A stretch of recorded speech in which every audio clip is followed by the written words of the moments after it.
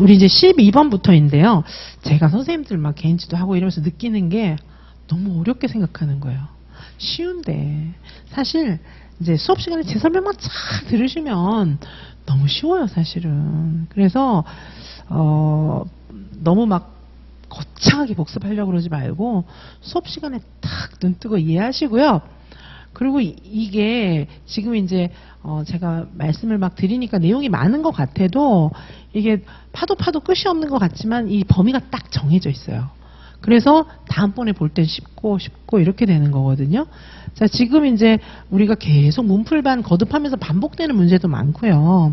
앞으로도 이제 반복이 좀 될 거예요. 근데 오늘 문제는 조금 문제풀이반 3는 조금 어려워요, 문제가. 약간 어려운 걸 모아놔서 이제 어렵다 생각을 할 수도 있는데, 우리가 또 이제 백제 또 개강하잖아요?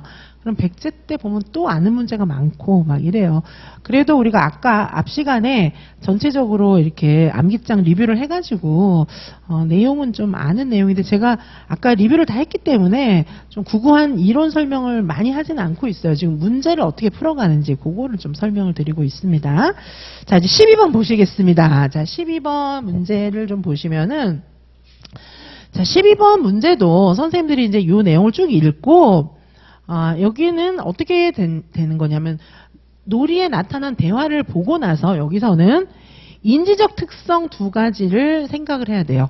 그래서 인지적 특성, 이건 이제 뭐 사실 일리 이게 없어도 되는 건데, 인지적 특성 2가지를 써야 됩니다. 유아기의 인지적 특성이 뭔가 나오겠죠. 2가지가 딱 나와야 되고, 그 다음에 대화의 사례, 이 2가지가 나와야 돼요. 이런 문제는 비교적 쉽죠. 그래도 인지적 특성과 저기 지문하고 똑같이 대화의 사례 딱 쓰면 되니까. 자, 그래서 요거는 보시면은 은진이하고 영준이하고 블록놀이 하면서, 손님 여기 타세요. 어디 가고 싶으세요? 동물원 갈 거예요. 가작화 하고 있잖아요. 그렇죠? 그래서 요거는 이제 상징적 사고죠. 가작화 이렇게 쓰시면 안 되고, 가작화 놀이를 하면서 나타나는 사고의 특징이니까 상징적 사고. 대화는 얘네 대화 쓰시면 됩니다. 자, 그리고 직관적 사고가 또 나타나고 있죠. 뭐예요? 차를 쿵 눌러가지고 막 크기가 달라졌다고, 양이 달라졌다고 생각하고 있잖아요. 그래서 요거는 이제 직관적 사고. 그리고 대화의 사례는 여기 애가 얘기하는 거 쓰시면 돼요. 자, 요거는 상징적 사고 알고 있으면 그냥 대화 딱 쓰는 거니까 요런 문제는 비교적 이제 어렵지 않은 문제고요. 자, 그 다음에 다음 문제 보시면은 13번입니다. 자, 13번. 나에서 기억을 채우고 기억을 예를 들어 설명하시오 이렇게 하고 있는데요. 요거 이제 우리 아까 본 것처럼 놀이의 분류 아시면 되는 거죠. 자, 그래서 여기 나에는 어떻게 되어 있습니까? 나에는 삐아제이 놀이, 그 다음에 여기 스밀란스키의 놀이 있는데, 기능놀이와 극놀이의 중간 단계에서 나타난다고 보았던 구성놀이, 기억에 들어갈 건 구성놀이고, 자, 이거는 이제 구성놀이 종류가 되게 많잖아요. 그러니까 그 중에서 한 가지 예를 쓰면 되는 거기 때문에 요건 이제 구성놀이의 사례를 쓰면 되는 겁니다. 구성놀이는 뭐 여러 가지가 있겠죠. 구성놀이는 뭐 차를 깎고 만들기 하는 거, 성쌓기 하는 거, 블록 가지고 뭐 성쌓기 하는 거, 요런 사례 쓰시면 되겠죠. 근데 여기다가 블록을 가지고 노는 놀이다 이러면 틀려요.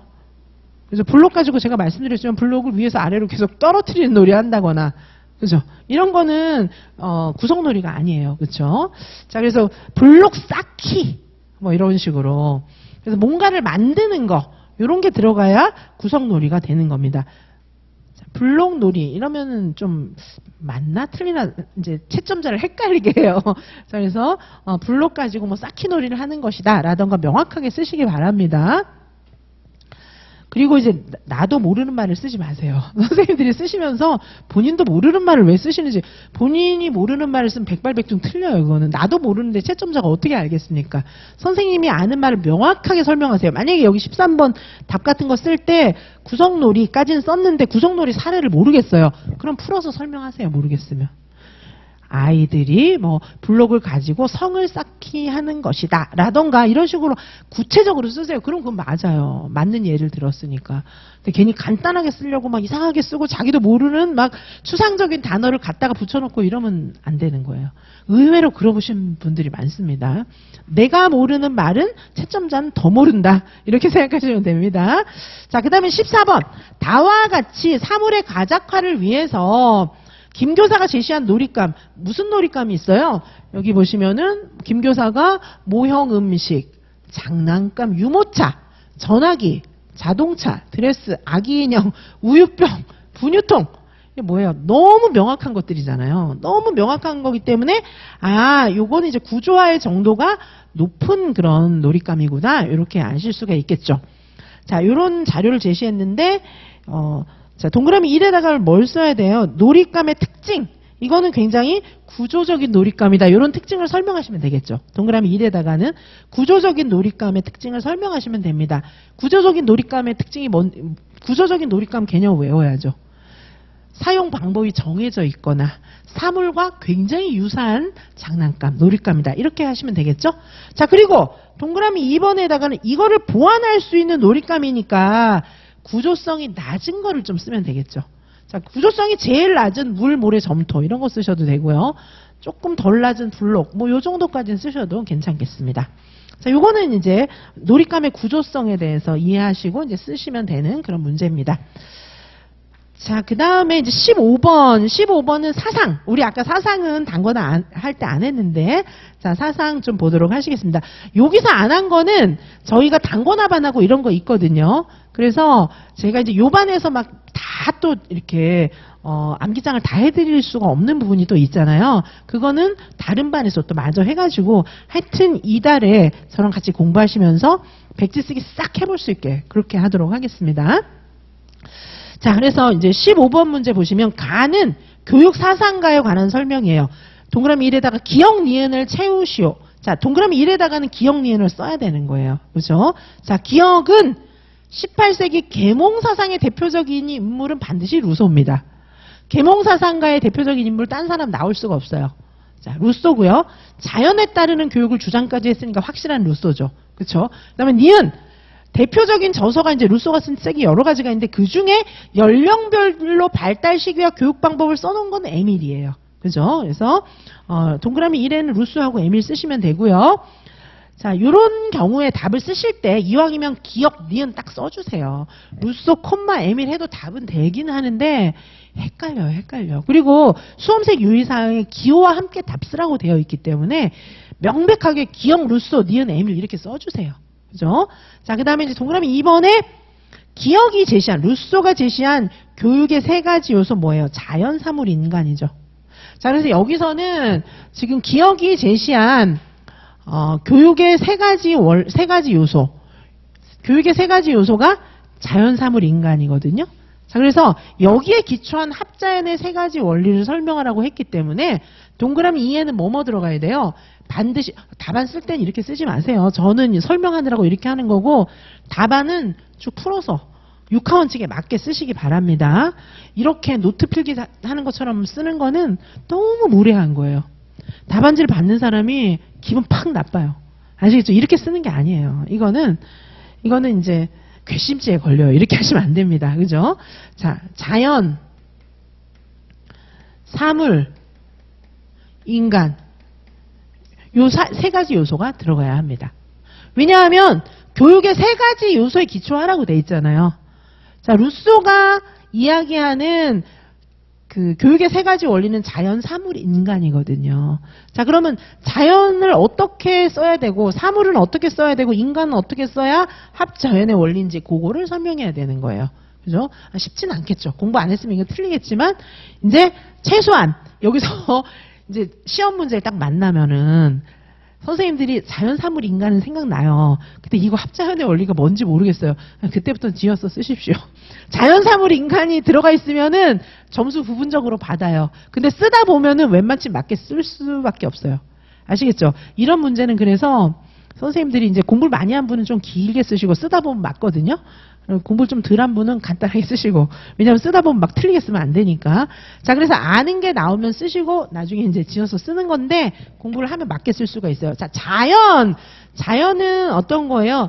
이게 이제 자연으로 돌아가라 뭐 이렇게 얘기를 하긴 했지만은 자연이 산에 가서 애들을 막 이렇게 늑대 인간 되게 해라 이런 뜻이 아니고 자연성에 부합하게 교육하라는 뜻이거든요. 여기다가 산에서 교육하라는 것이다 이러면 틀린 거예요. 그죠? 자연만 맞고. 그다음에 사물은 감각 교육하라는 뜻이에요. 사물을 활용한 교육. 추상적인 교육을 하지 말고 자연성에 부합하게 교육해야 되니까 교구 가지고 애들이 만져보면서 감각에 맞게 교육해라 이런 뜻입니다. 그 다음에 인간은 뭐 이제 인간과 더불어서 살게 해라. 이러면 틀리는 거예요. 그러면 틀리는 것이고 얘를 잘 알게 해주는 그런 선생님이 교육하게 해라 이런 얘기예요. 아시겠죠, 그렇죠? 아마 이제 정의는 다 틀리게 쓰실 가능성이 많겠지만은 이제 그렇게 쓰시고 자연사물 인간 들어가면 일단 이제 기본적으로 점수를 좀 받을 수가 있는 거죠. 자, 그다음에 16번 보시겠습니다. 나의 유아교육 사상가를 동그라미 1에다 쓰는데 감각적 실학주의의 대표자인데다가 시청각 교육의 선구자기까지 하고 17세기 교육자이면서 근대교육 방법의 창시자인데 누군지 모르겠죠. 여기다가 뭐 세계 최초의 그림책을 만들었다 이러면 너무 쉽기 때문에 그거는 뺀 거예요. 코메니우스입니다. 코메니우스. 왜냐하면 시청각 교육의 선구자가 이 사람이 이제 감각 교육 얘기도 많이 했지만은 그림책 하나 만들었잖아요. 그래서 시청각 교육의 선구자가 된 겁니다. 자, 동그라미 1은 코메니우스고요. 동그라미 2에다가는 디귿을 채워야 하는데 페스탈로찌도 나의 사상가와 같이 코메니우스처럼 유아의 인식 과정에 있어서 디귿을 중시했어요. 직관을 중요하게 생각했습니다. 페스탈로찌는 유아들을 가르치는 교수의 기초는 직관이며 직관에서 점차 인식으로 발전하여 나중에는 언어로서 끝을 맺어야 한다고 보았다. 이렇게 해서 직관이에요. 직관. 이거 비슷한 문제가 시험에 나왔었어요. 이게 뭐가 나왔었냐 하면은 페스탈로찌의 직관의 원리에 해당하는 발문인가 뭐 이런 걸 찾아 쓰라고 하는 게 나왔거든요. 그때 어려운 문제예요, 그거. 이거를 사례로 만들어 놓은 거예요. 자, 그래서 페스탈로찌는 아이들을 추상에 의한 교육을 해라고 하지 않았어요. 그거는 자연성에 부합하는 합자연의 원리가 아니에요.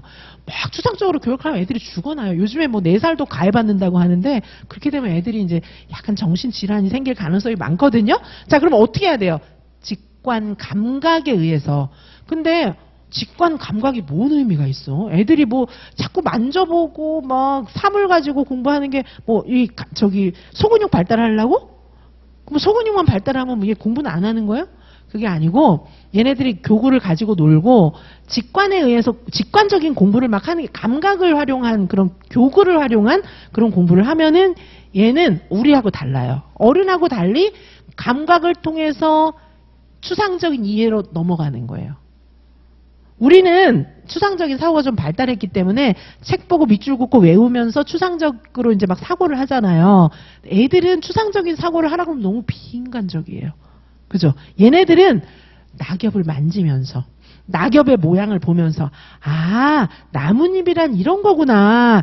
가을이란 이런 거구나. 낙엽이라는 건 이런 거구나. 이런 걸 느껴요. 그런 걸 알게 되는 거예요. 근데 그게 아니고 자, 가을이란 이런 것이다. 낙엽이란 이런 것이다. 밑줄 긋고 가리키고 이렇게 하면 애들한테 너무 비인간적인 거예요. 그래서 직관을 통한 교육을 하는 거예요. 그래서 그때 시험 문제 사례에 그런 게 나와 있었어요. 아이들이 나뭇잎을 보면서 뭐 이렇게 제가 지문은 확실하게 기억은 안 나지만 낙엽 뭐 이렇게 5개 뭐 이런 거 있는 거 이런 거 보면서 아, 아이들이 가을이라는 걸 인식하게 된다. 뭐 이런 게 나와 있었거든요. 자, 그게 바로 여기 이제 페스탈로찌가 이야기한 직관에 의한 교육을 얘기하는 거예요. 이해가십니까? 자, 요거는 페스탈로찌를 아주 심도 있게 이해해야 답을 쓸 수 있는 건데 아니 제가 이런 문제를 내는 게 아니고 시험에 이런 게 나와요. 시험에 이거보다 한층 더 어쩌면은 좀 한층 더 사례로 만들어 놓은 거기 때문에 페스탈로찌의 직관 교육이 뭔지 알아야 사례를 찾아낼 수 있는 그런 문제였습니다. 자, 그래서 여기 페스탈로찌의 직관 해설해 보시면 페스탈로찌의 직관은 외적 직관과 내적 직관을 얘기하고 있어요. 이거 외울 필요는 없습니다. 해설지에 보시면은 자, 페스탈로찌는 외적 직관과 내적 직관을 얘기하고 있는 거예요. 자, 페스탈로찌의 직관의 원리를 좀 말씀드리고 싶어서 자, 그래서 보시면은 페스탈로찌의 직관의 원리는 외적 직관, 내적 직관이 있어요. 그래서 이 외적 직관이 감각으로 막 애가 배우는 거예요. 그러면 이게 아직까지 추상적 지식하고 연결은 아니잖아요. 그래서 이 외적 직관이 내적 직관으로 이렇게 연결되는 거예요. 그게 이제 추상적인 지식하고 조금 연결된다. 이렇게 볼 수가 있는 거예요. 그래서 페스탈로찌는 아이들한테 직관의 원리를 써라 이렇게 이야기했는데 이런 원리 때문에 코메니우스도 직관의 원리를 얘기를 했거든요. 근데 코메니우스는 감각교육을 그냥 얘기했어요. 아이들 수준에 맞게 감각교육을 해야 돼 이렇게 얘기하면서 직관의 원리를 말한 거고요. 그러니까 애들은 너무 추상적으로 공부시키지 말고 직관에 의해서 공부하도록 해. 그래서 감각교육이 필요해 이렇게 얘기했어요. 코메니우스는. 페스탈로찌는 좀 더 심도 있게 얘기했죠. 이게 외적 직관이 내적 직관으로 들어가는 거야. 그리고 그걸 말로 표현할 수 있게 해주는 게 공부의 끝이야. 이렇게 얘기했어요. 아시겠죠? 자, 그래서 요 페스탈로찌는 이게 처음에 이제 직관에서 인식으로 발달하는 겁니다. 이게 외적 직관, 내적 직관 이렇게 갈 수가 있어요. 그렇게 하고 나서 나중에는 말로 할 수 있어야 된다는 거예요. 이렇게까지 얘기한 사람이 페스탈로찌의 유아교육의 원리예요. 아시겠죠? 요게 시험에 난 겁니다. 지난번에. 이런 절차가 지문에 딱 나와 있었어요. 그 지문을 보시면은 애가 만져보고 느껴가지고 말하는 것까지 나와 있었어요. 그 지문 한번 보세요. 그게 2022 기출인가 그래요. 요 절차가 딱 나와 있어요. 이거를 사례로 풀어놓은 문제였어요. 그게. 그 문제는 기억하십니까? 2022에 페스탈로찌 직관의 원리 나왔었어요. 그 지문을 읽어보시면 애가 이렇게 얘기하고 있어요. 그죠? 요런 거를 우리는 알고서 애를 교육을 해야 되는 거예요. 아시겠죠? 자, 뭐 페스탈로찌, 그 다음에 이제 뭐 코메니우스, 이건 뭐 다 아시는 내용이지만은 혹시 모르시면 외우시면 됩니다. 자, 그래서 코메니우스는 대교수학, 세계 최초의 교육학 책에서 이렇게 학교 단계를 얘기한 적이 있다. 요걸 기억을 해주시고, 그 다음에 17번 보시겠습니다. 17번 보시면 다의 리을과 아래의 미음을 동그라미 1에다 채우고 뭘 이제 다의 리을과 아래의 미음이 똑같은 뭐 비슷한 거라는 얘기인가요? 자, 보시면 다의 리을은 무엇입니까? 이거 지금 제가 철학도 쫙 정리를 한목에 다 해놨거든요. 그래서 이거를 선생님들께서 이게 이제 제가 한목에 비슷한 사람들 철학자들 다 모아놨으니까 나중에 이제 보시기 바라고요. 그죠? 이게 쭉 전체적으로 다 모아놨어요. 자, 그래서 보시면은 이제 17번 다의 리을과 아래의 미음을 동그라미 1에다 채우고 각각 다른 사람이네요. 그렇죠? 그다음에 동그라미 2에다가 아래의 밑줄 그은 원리를 설명하시오. 이렇게 되어 있습니다. 자, 리을은 뭘까요? 리을 사상. 그리고 미음은 사람이에요. 그렇죠? 자, 리을 사상은 자유와 평등 원리에 기초하고 있고 이거 뭐 이제 루소의 사상을 쫙 써놓고서는 그쵸? 이성을 중시하고 모든 전통 사상을 타파하고 계몽주의, 앙시앙 레짐 뭐 이런 걸 이야기하고 있는 그럼 이제 계몽주의를 이야기하고 있습니다. 이거 뭐죠? 전통 사상을 타파하는 거. 그 당시에 전통 사상이라 하면 왕정, 캐톨릭, 뭐 보수적인 사상 이런 것들이에요. 그리고 인간을 좀 자유롭게 하자. 자유로운 사상. 뭐 이런 것들을 이야기하고 있는 게 계몽주의입니다. 자, 그래서 계몽주의 사상은 자유와 평등 원리에 기초하고 있고 이성을 중시하고 있어요. 옛날엔 이성이 아니라 이제 어떤 그 구교, 천주교의 그냥 맹목적인 어떤 신중심의 사회 이런 거였거든요. 자, 그래서 어떤 그 당시에 그 구교는 많이 이제 좀 부패 타락한 그런 상황이었기 때문에 인간의 이성을 용납하지 않았어요. 그래서 종교개혁 이런 게 일어난 거였거든요. 자, 그런 모든 거로부터 타파하고자 하는 것이 계몽주의였습니다.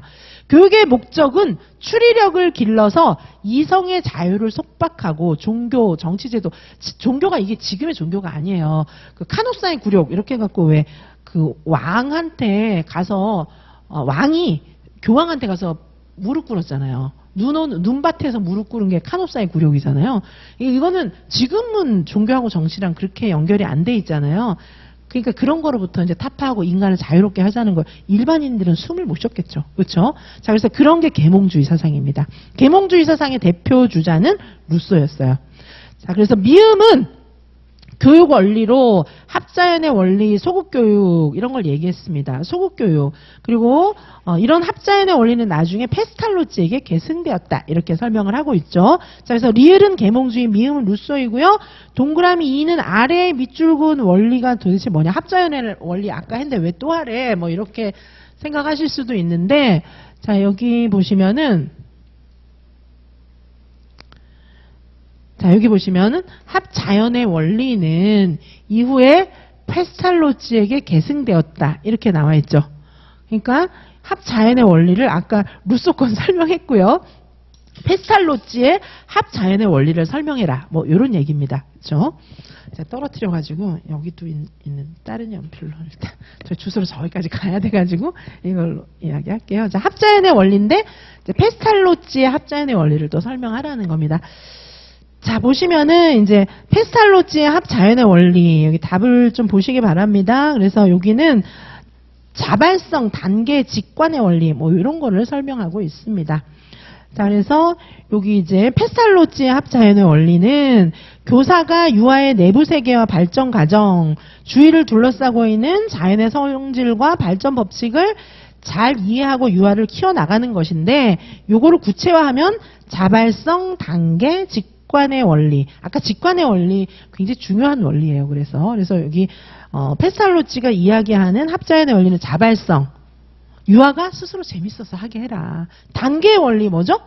애들 발달 단계에 맞아야지. 그 다음에 직관의 원리 좀 전에 말씀드렸어요. 요걸 이야기한 게 페스탈로찌의 합자연의 원리입니다. 그 뒤에는 합자연의 원리 비슷한 얘기를 한 아동중심 사상가의 사상을 쭉 정리를 해놨어요. 나중에 한번 보시기 바라겠습니다. 제가 언젠가 한번 요것도 한번 쫙 설명을 드릴게요. 오늘은 이제 그냥 지나가고요. 이런 식의 해설을 많이 볼 거기 때문에 그때 또 설명드리도록 하겠습니다. 자, 그 다음에 18번입니다. 18번 문제. 자, 18번 문제 보시면은, 자, 가에서 밑줄 그은 내용은 뭡니까? 가에 보면은 밑줄 그은 내용이 있죠. 유아에 관해서 다양한 지식을 전달하는 일단 가정통신문 제공을 해드렸어요. 부모님들한테. 그리고 나서 시간을 정해서 강연회 형태의 부모 교육도 해봤어요. 근데 한계가 있네. 이렇게 얘기하고 있죠. 그래서 이거는 지금 가정통신문 일방적으로 주는 거잖아요. 그 다음에 강연에도 뭔가 교사가 막 지식을 전달하는 거잖아요.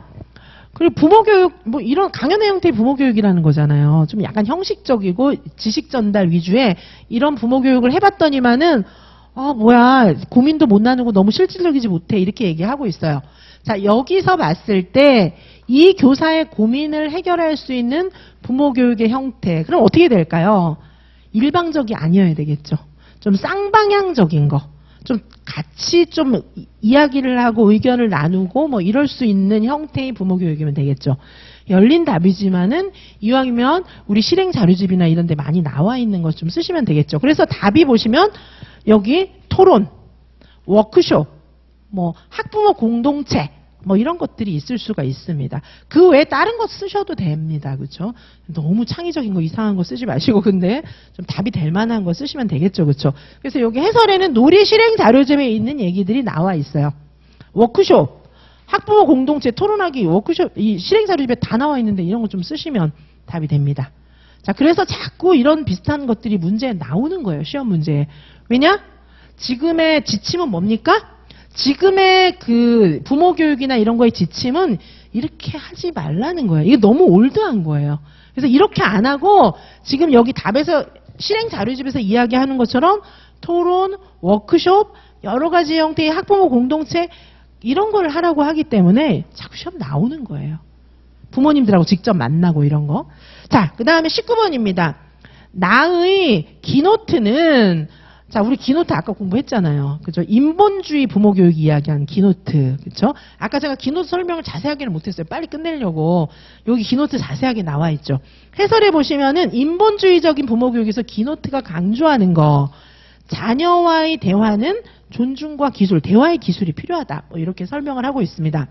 해설지 16페이지에 보시면은 기노트가 강조한 거는 책임감, 자녀에게 책임감과 독립성을 길러줘야 된다는 걸 강조하고 있어요. 자녀들은 스스로 책임질 수 있는, 행동을 책임질 수 있는 자율적인 존재다. 이걸 이야기하고 있습니다. 그래서 부모들은 자녀가 책임질 수 있게 해주는 방법 뭐냐? 한계를 명확하게 설정해 주는 거예요. 그래서 한계를 명확하게 설정을 해줘야 얘가 이거를 스스로 컨트롤하죠. 야, 네가 다 알아서 해. 이건 안 돼요. 한계는 부모가 정해주고 그거에 대한 책임을 질 수 있는 습관을 들일 수 있도록 해주는 게 좋습니다. 자, 행동의 한계를 설정하는 걸 강조했어요. 책임감과 독립심을 아이가 기를 수 있도록 해줘야 되는데 그 방법으로는 행동의 한계를 설정하는 겁니다. 자, 그리고 유아의 훈육 방법 1단계, 2단계, 3단계, 4단계가 있어요. 자, 1단계는 뭐죠? 유아가 원하는 바를 인정하고 간단하게 말로 반복해서 말해주는 거예요. 자, 그 다음에 2단, 이건 뭐냐면 이제 얘가 난 이거 하고 싶어요. 그럼 넌 이거 하고 싶다는 거지. 이렇게 이제 같이 대화하면서 얘기해 준다는 거예요. 2단계는 뭐냐 하면은 이제 얘가 만약에 막 반사회적인 거, 막 이상한 거 그런 걸 원해요. 그러면 2단계에서는 그건 안 돼. 이렇게 얘기해 주는 거예요. 자, 3단계에서는 그런데 이제 100% 안 되는 건 없잖아요. 여기까지 네가 5가지 원한 것 중에 3개는 되고 2개는 안 돼. 뭐 이렇게 얘기를 해 주는 거예요. 자, 그러면 4단계에서 얘가 이제 3개 안 되는 게 너무 화나잖아요. 그러면 그거 3개 안 되는 걸 막 열받는다고 얘기는 할 수 있다는 거예요. 그거를 이제 들어주고 허용해주고, 하지만 안 되는 건 안 되고 되는 건 되는 거야. 이렇게 얘기해 줄 수 있다는 겁니다. 훈육 방법 4단계까지 있고요. 그 다음에 기노트가 이야기한 부모 교육 단계, 요거 아까 좀 간단하게 말씀드렸는데, 이야기하기. 그죠? 부모들끼리 모여가지고, 어떡해요? 막 얘기해 보는 거예요. 미가슴을 높이게, 아, 이게 그런 거였군요. 그죠? 이제 3단계에서, 아, 요럴 땐 요렇게 행동하고, 저럴 땐 요렇게 하는 거예요. 개념 이제 교육을 하고, 4단계는 같이 실습, 기술 익히게 해보고, 요렇게 되어 있습니다. 자, 기노트 이제 좀 보셨고요. 자, 그래서 19번 문제로 돌아가면, 기노트가 제시한 부모교육 이론에 관한 내용이 지금 여기 이제 나와 있어요. 어떻게 돼 있죠? 여기 쭉 볼 수 있는데, 여기서 줄 그어 놓은 거. 아동은 자신의 행동을 스스로 책임질 수 있는 자율적이고 독립적인 존재이므로 책임감과 독립심을 길러줄 수 있도록 훈육해야 한다. 뭐예요? 규칙 만들어주란 얘기잖아요. 한계를 설정하란 얘기잖아요. 자, 그래서 19번 문제에 보시면 나의 밑줄 그은 내용을 반영할 수 있는 자녀 훈육 방법 한 가지를 제시하는 건데, 이거는 뭐 한계를 정확하게 제시해주고 애가 스스로 그거를 선택하고 책임질 수 있도록 해준다. 뭐 이런 거 쓰시면 되는 거잖아요. 여기서 핵심은 명백한 한계를 정해주는 거예요. 규율을 정해주는 거. 이해 가시죠? 그쵸? 자, 이렇게 볼 수 있습니다. 자, 그 다음에 20번 문제 보실게요. 20번 보시면은, 자, 20번 문제인데, 여기 보시면, 요게 이제 상보적 의사교류의 종류들이에요. 상보적 의사교류. 자, 다는 상보적 의사교류의 종류인데, 유치원에서 교사와 유아 간의 대화에서 나타날 수 있는 상보적 의사교류의 사례 한 가지를 제시하고, 교사와 유아의 자아 상태를 제시하는 건데, 뭐 사실은 이제 그 교류 분석 이론이 되게 좀 심도가 있어요. 그래서 교류 분석, 한때 교류 분석이 엄청 유행이었어요. 부모 교육 한다 그러면 맨날 교류 분석만 가르치고 있고 막 이랬는데, 이제 뭐 되게 유명한 교수 한 명이 교류 분석에 꽂혀가지고 막 교류 분석 엄청 퍼뜨려가지고 한때는 부모 교육 이퀄 교류 분석이었던 때가 있어요. 근데 지금은 뭐 교류 분석 그렇게까지 심도 있게 시험에 잘 안 나오는 것 같아요. 그렇죠? 자, 요건 이제 상보적 의사교류의 사례인데, 아까도 말씀드렸지만 상보적 의사교류 형태가 상보적, 그다음에 또 뭐 있죠? 교차적, 그다음에 이제 암시적, 뭐 이렇게 있어요. 그렇죠? 암시적 이렇게 있는데, 암시적은 그냥 이제 겉다르고 속다르게 대화를 하는 그런 사례고요. 상보적 의사교류는 겉으로 봤을 때 아무 이상이 없어요. 아무 이상이 없는 거예요. 겉으로 봤을 때 아무 이상이 없다 이러면 상보적이에요.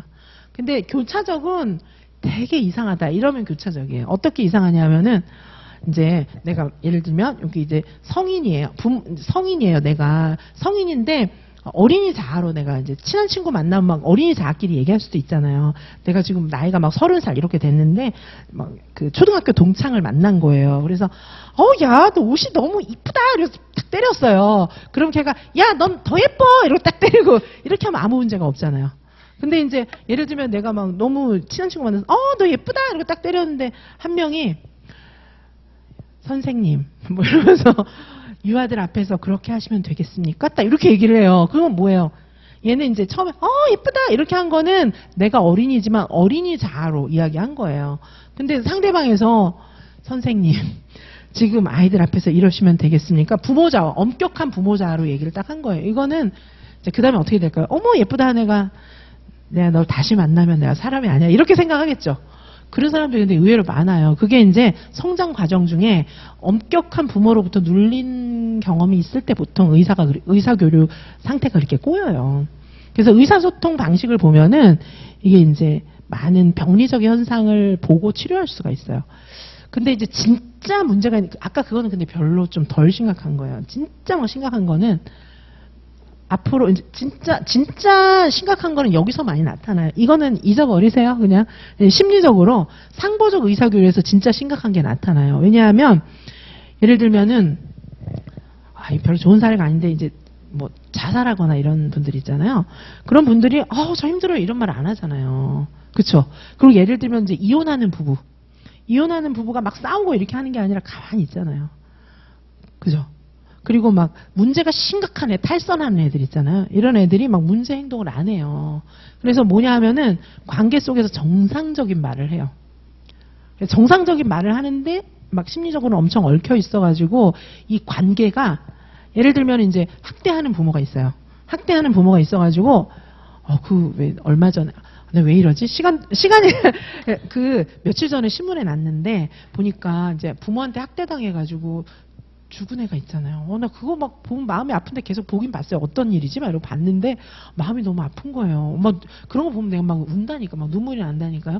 너무 불쌍하잖아요. 근데 지가 일기를 썼는데 일기에다가 우리 엄마는 참 나쁜 인간이야 이렇게 쓴 게 아니고 어머니께서 나에게 이런 걸 하라고 말씀하셨는데 내가 하지 못했다. 난 참 나쁜 사람이다. 자, 겉으로 보기에 아무 문제가 없죠. 상보적 의사교류. 아무런 문제가 없어요. 근데 진짜 문제가 있는 거잖아요. 사실 의사교류에서 정말 문제가 있는 막 심각한 거는 상보적 의사교류의 형태를 취하고 있어요. 근데 우리가 이제 무슨 심리학자도 아니고, 그죠? 우리가 무슨, 그죠?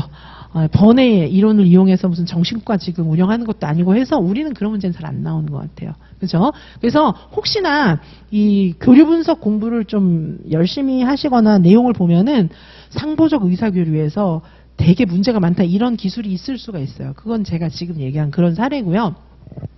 자, 보통은 상보적 의사교류는 겉으로 보기엔 일단 아무런 문제가 없어요. 자, 그래서 근데 유치원에서는 보통 이제 이런 형태의 대화가 일어나겠죠.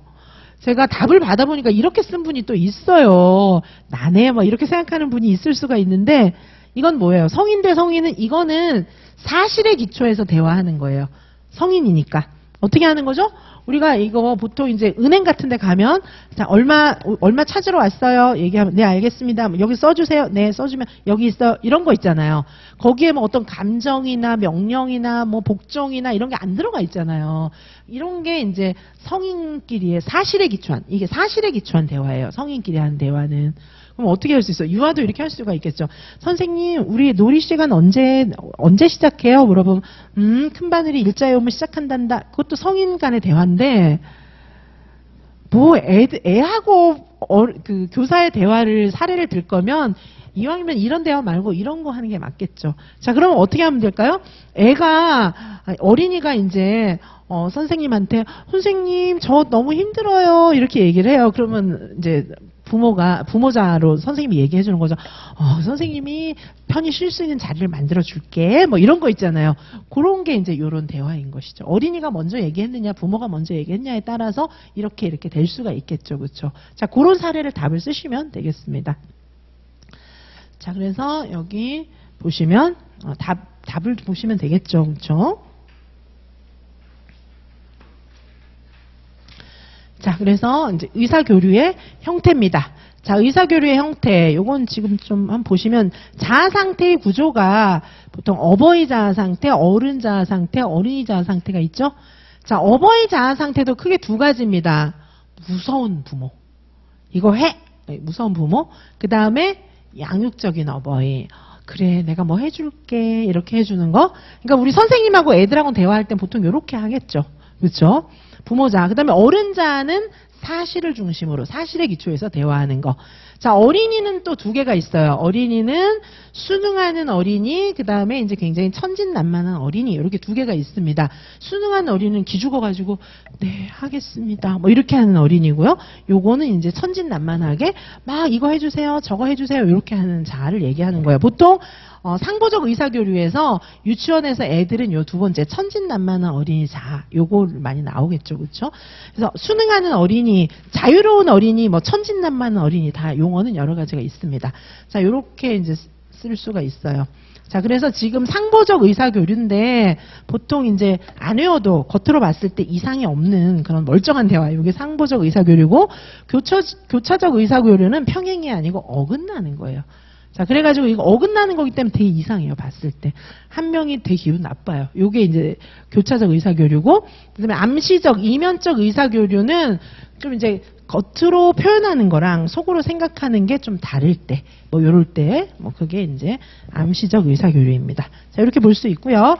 자, 그래서 여기 사례는 뭐 자유롭게 이제 쓰시면 되겠습니다. 그래서 상황을 쓰시고, 유아와 교사의 말을 쓰시고, 유아는 어린이자와 교사는 어버이자인데 어린이 자아 중에서 여기 천진난만한 어린이 자아고, 그 다음에 어버이 자아 중에서는 자애로운 어버이 자아인데 보통 그렇게까지 많이 안 보는 경우가 많기 때문에 그냥 어린이 자아, 어버이 자아 이렇게 쓰셔도 괜찮겠습니다. 자, 그 다음에 21번.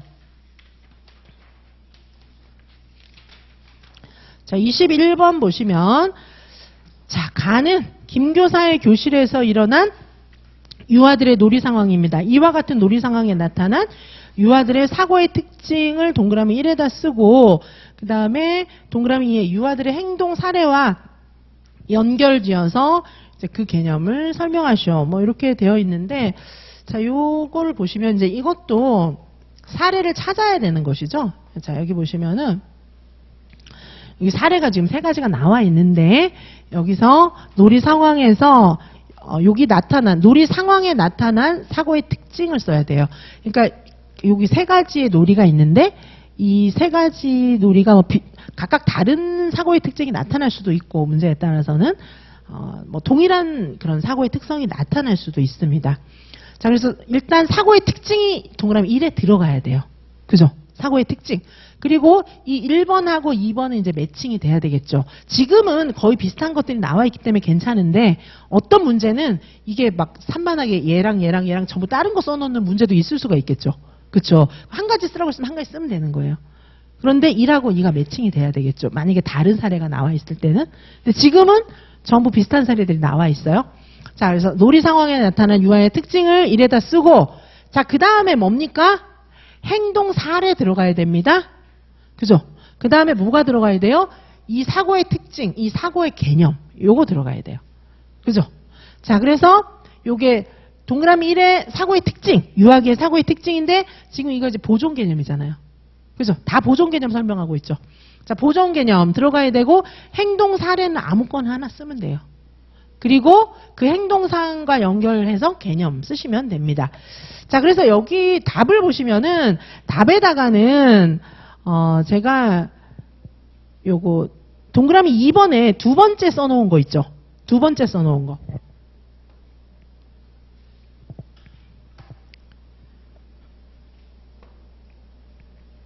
자, 여기 2번째 사례는 지금 여기에 지금 뭐가 들어가야 되냐면 지금 21번에 사례하고 개념이 들어가야 되잖아요. 여기 이제 여기 사례하고 개념이 여기 들어가야 되는데, 사례하고 개념만 들어가면 답이 되는데 이거 연결지어서 쓰기 어려운 분들이 있잖아요. 그래서 요거 2번째는 사례랑 개념이랑 나눠서 써놓은 거예요.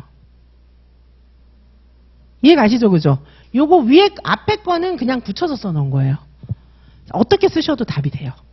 하여튼 사례와 개념만 들어가면 됩니다. 자, 그래서 일단 동그라미 1에는 보존 개념 요거 들어가야 돼요. 그쵸? 보존 개념 들어가야 되고, 동그라미 2에는 사례랑 개념이 하여튼 들어있으면 돼요. 답 안에. 그래서 요 앞에 있는 것처럼 이렇게 붙여서 써도 돼요. 그죠? 여기 보면 문제에 과자의 간격, 막대기 위치, 찰흙 이런 게 다 나와 있잖아요. 그래서 사례를 그냥 이렇게 쓰셔도 되고, 한 사례를 구체적으로 쓰셔도 돼요. 그죠? 그래서 사례 하여튼 들어가 있잖아요. 여기 보시면 여기까지가 사례예요. 자, 여기까지가 사례잖아요. 사례. 그쵸? 그 다음에 여기 외형을 변화시켜도 변하지 않는다. 요거는 개념이잖아요. 그쵸? 그래서 이렇게 한 문장으로 연결해서 쓰셔도 되고, 밑에 있는 거는 어떻게 돼 있습니까? 밑에 있는 거는 여기까지가 개념이죠. 여기까지가 개념이고, 여기 아예 보존 개념은 사례는 이렇게 해서 써놨어요. 그죠? 자, 그래서 하여튼 사례와 개념이 들어가면 되는데, 앞에 있는 것처럼 쭉 연결해서 쓰셔도 되고 이렇게 떼서 쓰셔도 괜찮습니다. 자, 하여튼 답에는 개념 명칭 들어가야 되고요. 그 다음에 사례 들어가야 되고 개념의 뜻, 설명 들어가야 돼요. 요게 한꺼번에 다 들어가 있어야 답이 되지 이걸 갖다가 막 빠뜨려요. 선생님들 답 쓸 때 보면은 엄청 빠뜨려요. 자, 이게 문제를 읽을 때 이렇게 체크가 되어 있는 분들은 안 빠뜨려요. 문제 읽을 때 체크하시기 바랍니다. 그래서 여기서 사례 어떤 거지? 아, 과자의 개수, 그다음에 줄어들었다고. 뭐 이런 거 이렇게 체크를 해놓은 분들은 다 쓰겠죠. 그죠? 이렇게 체크를 하시기 바라겠습니다. 자, 여기 내용은 좀 보시고 아까 본 내용들이에요. 이 내용들은. 그다음에 22번 보시겠습니다. 김 교사는 기억의 위치에 민지를 앉혔어요. 자, 여기에 민지를 앉혔어요. 여기에 민지를 앉혔어요. 그렇죠? 여기에 민지를 앉히고 자, 그 다음에 니은의 위치에 곰인형을 앉혔어요. 곰. 이렇게 앉혔어요. 그렇죠?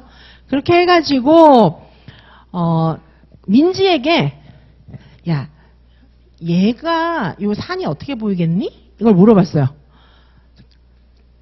일단 네가 보이는 거 그려봐 이렇게 하고 요쪽에서 보는 거랑 요쪽에서 보는 건 다르잖아요. 요쪽에서 보면은 요 산이 제일 크고 앞에 있잖아요. 요쪽에서 보면 이 산은 멀리 있잖아요. 그쵸? 자, 이제 그렇게 그려야 하는데 얘가 지가 본 거하고 똑같이 그려놨어요. 자, 그랬을 때 이와 같은 사고의 특징을 쓰고 여기도 사고의 특징 써야 되고 두 번째는 사례를 들어서 개념을 또 설명해야 합니다. 자, 그래서 답을 보시면은 여기에 답도 자, 여기에 답도 이렇게 되어 있죠. 자, 이건 자기중심성이잖아요. 자기중심적 사고죠. 그렇죠? 곰한테 보이는 거 말고 지한테 보이는 걸 해놨잖아요. 그래서 요거는 피아제의 세산 실험이죠. 사실 자기중심적 사고 요거 들어가야 되고요. 자, 그 다음에 여기에도 뭐가 들어가야 됩니까? 여기에도 사례하고 저 자기중심적 사고의 개념 설명이 같이 들어가야 돼요. 그렇죠? 이거 다 들어가야 답이 되는 겁니다. 근데 선생님들께서 뭐 사실 이걸 빼도 자기중심적 사고는 해도 자기중심적 사고 들어가 있으니까 답은 되죠. 근데 정신 없으니까 시험장에서 정신 없잖아요. 다행히도 여기는 썼는데 안 쓸 수가 있으니까 아예 이렇게 딱 쓰는 게 나을 것 같아요. 그렇죠? 자, 자기중심적 사고는 자, 여기는 이제 요 앞에는 사례죠. 요 앞에는 사례고 그죠? 요 뒤에는 개념 설명이에요. 지금 그렇게 돼 있죠. 자, 그래서 선생님들께서 뭐 못한 것이다 이렇게 못한 것이다 여기까지 쓰고 개념은 다른 사람의 입장을 고려하지 못하고 이렇게 갈라서 쓰셔도 돼요. 그죠? 그리고 이렇게 붙여서 쓰셔도 됩니다. 자, 그래서 하여튼 이 안에는 자기중심적 사고 요 용어 들어가야 되고요. 그리고 사례 들어가야 되고 개념 설명이 들어가야 합니다. 자, 이런 문제가 제일 많이 나오는 것 같아요. 요즘에. 그렇죠? 이때는 그래서 밑줄 긋고 딱딱 쓰셔야 돼요. 근데 실제 문제는 제가 봤을 땐 이거보다 더 복잡하게 막 다 요소들 반영해야 되는 문제 엄청 많이 나고 있어요. 왜냐하면 대화에서 뭐를 근거해서 뭐 기억이란 애가 얘기한 거랑 니은이란 애가 얘기한 거랑 막 엄청 더 복잡하게 얘기하고 있거든요. 그래서 그 요소들이 답에 다 들어가야 됩니다. 들어갈 때는 갈라서 들어가도 되고 같이 들어가도 되니까 하여튼 다 들어가야 돼요. 자, 그 다음에 23번 보실게요. 다는 김 교사가 이게 사실 쉬운 문제인데 이런 문제가 이제 문제를 너무 쉽게 낸 거죠. 이 경우에는 지금. 자, 보시면은 운영 요소별로 교육과정 운영 평가를 한 거예요. 실제 운영 평가할 때 이렇게 합니다. 이 진짜 유치원에서 할 때 이렇게 해요. 근데 이렇게 짧지 않고 더 길죠. 짧은 내용 일부만 갖다가 써드린 거예요. 자, 교육과정 운영 평가를 한 내용 중에 진짜 일부예요. 훨씬 더 자세히 하는데 이렇게 놔둔 거예요. 이는 타일러가 제시한 목표 중심의 교육과정 구성과 매우 다른 교육과정 운영의 사례입니다. 다에 나타난 교육과정 운영 평가가 2019 개정 누리과정에 비추어 보아서 적절하다고 판단할 수 있는 점 한 가지를 제시하는 건데, 사실 이거는 실행 자료집하고 해설서를 다 외워서 좀 이제 판단을 하라고 하는 문제예요. 근데 이게 너무 쉽게 사례를 써놔가지고 안 외워도 다 쓸 수 있게 해놨어요, 사실. 자, 이 사례부터 먼저 보시면은 지금 어떻게 하고 있습니까? 타일러는 이 목표에 딱 맞게 내용을 순서대로 탁탁 편성해가지고 그거에 맞게 딱 평가하세요. 애들 의견? 이런 건 몰라요. 뭐 이런 거잖아요, 타일러는. 근데 우리 2019 개정 누리과정은 그런 게 아니잖아요. 자, 그래서 여기 보시면 내용에도 보면은 유아와 상호작용하면서 내용 결정했어요. 그죠? 그리고 뭐냐면 목표도 애들이 궁금한 거를 탐구하면서 즐겁게 참여하고 뭐 이렇게 하겠어요. 그죠? 그리고 유아들 교수 원리도 즐겁게 놀이하면서 탐구의 원리를 적용할 수 있도록 해주고 스스로 깨닫고 실험하게 해줬어요. 구성주의 막 요즘에 놀이 중심, 유아 중심 이런 거잖아요. 그리고 평가도 이렇게 막 경직된 평가, 미리 계획한 평가 막 이런 게 아니고 놀이 관찰 기록에서 수집하라고 했잖아요. 우리 지금 다양한 일상생활을 통한 관찰 기록을 통해서 일상생활 전반적인 기록을 가지고 종합적으로 평가해라 이렇게 나와 있잖아요. 그렇게 지금 했다는 거잖아요. 그죠? 그랬더니 관찰 기록에서 얘네가 이렇게 한 것이 나타났다 이렇게 평가를 했잖아요. 자, 이거 쓰면 사실 다 답이 돼요.